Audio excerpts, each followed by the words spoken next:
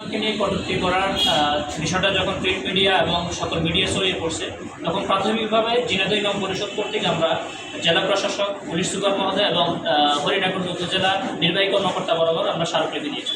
আমাদের ধারণা ছিল এতটুকুর মাধ্যমে এরকম অপরাধীকে গ্রেপ্তার করে আমাদের ঝিনাইদহের পরিস্থিতি এবং দেশের পরিস্থিতিকে সঙ্কল্প করে।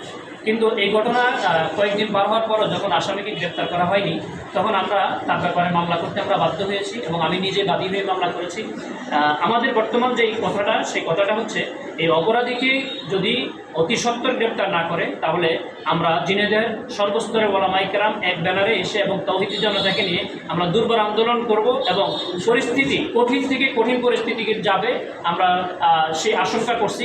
এই ধরনের পরিস্থিতি যেন তৈরি না হয়, সেজন্য আমরা সাংবাদিক ভাইদের মাধ্যমে আমরা প্রশাসন থেকে শুরু করে প্রশাসনকে আমরা জানিয়েছি এবং আমাদের কাছে এই ক্ষেত্রে শিথিলতা অনুভব হচ্ছে বলে আমরা এই জন্য সংবাদ সম্মেলন করে আমরা সব জায়গায় আবারও বিষয়টাকে আমরা যেন এই ধরনের উত্তপ্ত পরিস্থিতি তৈরি না হয় আমরা ওদের আহ্বান জানাচ্ছি। ধন্যবাদ।